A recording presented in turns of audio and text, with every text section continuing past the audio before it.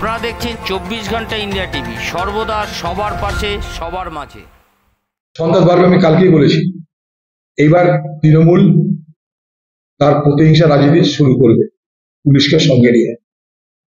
এই বাংলা আগামী দিনে ক্রমশ রক্তাক্ত হতে থাকবে। যত নির্বাচনের ফেজ এগিয়েছে তত তৃণমূলের সন্ত্রাস বেড়েছে এবং ভোট পরবর্তী পশ্চিমবঙ্গ রক্তাক্ত হবে, এই আশঙ্কা আমি ইতিমধ্যেই প্রকাশ করেছি এবং সেটা হতে চলেছে। এবং সেখানে বলেছে অল ইন্ডিয়া জোটে কোনো সমস্যা হবে না যদি সিপিআইএম ইন্টারফেয়ার না করে।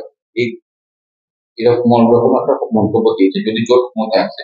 তিনি বলেছেন প্রত্যেকটা আমরা জিতবো বাংলাদেশ, স্ট্যালিন অব্দের সেই জায়গায় ইন্ডিয়া জোটে কোনো রকম সমস্যা হবে না যদি সিপিআইএম ইন্টারফেয়ার। দেখুন, এটা তো আমার সাবজেক্ট না, পার্টির পলিসি মেকিং এর ব্যাপার। সর্বভারতীয় কংগ্রেসের তো তারা ঠিক করে পলিসি কি হবে না। তবে মমতা ব্যানার্জি ইন্ডিয়া জোটে অংশগ্রহণ না করে তিনি বুঝিয়ে দিয়েছেন যে তিনি ভারতবর্ষে একজন সুবিধাবাদী নেত্রী। ইন্ডিয়া জোটে তিনি প্রথমে ছিলেন, সেখান থেকে বেরিয়ে এসেছেন, ফলে ভারতবর্ষের সব মানুষ এটা জানে। আজকে তার যদি হুঁশ ফেরে, যদি তার সদ্বুদ্ধির উদয় হয়, তাহলে তিনি ইন্ডিয়া জোটে আসবেন, সেটা তার ইচ্ছা। বাকি কাকে নেবে না নেবে, কার ইন্টারফেয়ার করা হবে কি হবে না, সেটা সর্বভারতীয় কংগ্রেসের দিকে ঠিক করবে। আমি পশ্চিমবঙ্গে কংগ্রেস দলের পক্ষ থেকে বামের সঙ্গে জোট করে একসঙ্গে লড়াই করেছি মমতা এবং বিজেপি উভয়কে হারাতে। এই কথা বলতে আমার কোনো দ্বিধা নেই এবং আমি যা করেছি সঠিক কাজ করেছি। হ্যাঁ, হয়েছে, আজকেই বৈঠক হয়েছে এবং আমরা ভারতবর্ষের ক্ষমতায় আসছি সেটা নিশ্চিত করেছে সর্বভারতীয় নেতৃত্ব আমাদেরকে। হ্যাঁ, মিটিং হয়েছে আজকে, সেখানে সর্বভারতীয় নেতৃত্ব বলছে আমরা ক্ষমতায় আসছি। বাকি এইসব বিভ্রান্তি দিয়ে আমরা পা না দিই। এটা একটা সাইকোলজিক্যাল ওয়ারফেয়ার। নির্বাচনে কাউন্টিং এ হাতলি করার জন্য, কাউন্টিং এ গড়বড় করার জন্য এইভাবে মানসিক একটা চাপ তৈরি করা হচ্ছে। এটা গেল সাইকোলজিক্যাল ওয়ারফেয়ার। যাতে কাউন্টিং এজেন্ট যারা, তারা আগে থেকেই মন মরা হয়ে যায়, বলে কাউন্টিং এ চুরি বাটপাড়ি কারচুপি যাতে করা যায়, এটা তারই খেলা। সেই জন্য আমাদের প্রত্যেকে যারা কাউন্টিং এজেন্ট হবে তাদেরকে আমি বলবো, বাংলার তরফ থেকে, বাংলার কংগ্রেসের দায়িত্বে আছেন, যে আপনারা সবাই কাউন্টিং এজেন্ট যারা, শেষ ব্যালট পর্যন্ত গুনবেন, শেষ সিগনেচার পর্যন্ত আপনারা নির্বাচনের কাউন্টিং ছাড়বেন না। কারণ অনেক রকমের ধাঁধলি হবে, অনেক রকমের কারচুপি হওয়ার সম্ভাবনা আছে। ইলেকশন কমিশন থাকুক আর না থাকুক, আপনারা নিজেরা কারোর উপর নির্ভর না করে নিয়ম যা আছে নির্বাচনের গণনার, সেই নির্বাচনী গণনার নিয়ম কানুন মেনে আপনারা সবাই অংশগ্রহণ করবেন।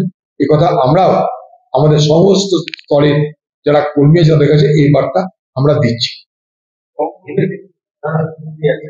এগুলো যে মানে বান্ডেল অফ লাইফ, অর্থাৎ থরে থরে মিথ্যা কথা বলেন, এগুলো যে সেই মিথ্যার সমস্ত বান্ডিল। 400, কেউ বলছে 415, কেউ বলছে 393, আমি বলছি আবার 543 করে দেয় বুদ্ধিমানের কাজ। আর দেশে কোনো পার্টি নাই, মোদী একাই আছে। 543টা মোট আসন লিখে দাও, 543টা মোদী জিতে গেছে, অসুবিধা কি?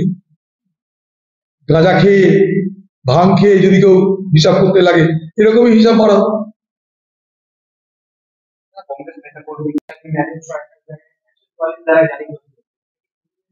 এটা তো আমাদের রাজ্যের ব্যর্থতা।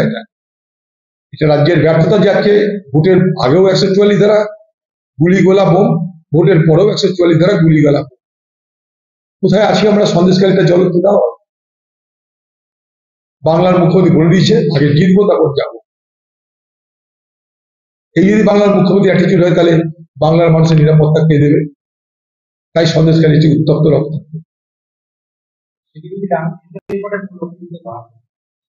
এতদিন পর ধরেনি, তাই ধরা পড়ে। তৃণমূলের যারা অপরাধী তাদেরকে পুলিশ ধরে না, তাই তারা ধরা পড়ে। ধরলে তারা ধরা পড়ে, তৃণমূলকে ধরবেন তো ধরা পড়তো না।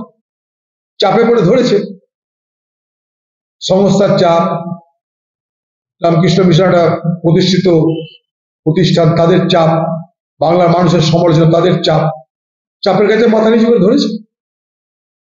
এর বেশি আর কি হয়েছে? ধরেনি, তার মানে ধরতে চাইনি তাই ধরে। ভোট ছিল তাই ধরেনি, ভোটে কাজে লাগাতে হবে মস্তাদের তাই ধরে। ভোট শেষ হয়েছে এবার ধরেছে, মুখ রক্ষার জন্য ধরেছে।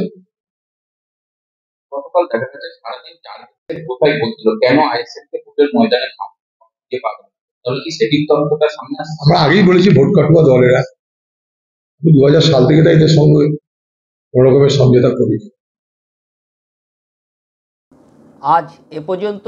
সঙ্গে রাখুন 24 ঘন্টা ইন্ডিয়া টিভি। দেখতে থাকুন সব জেলার সব খবর সবার আগে 24 ঘন্টা ইন্ডিয়া টিভির পর্দায়। নমস্কার।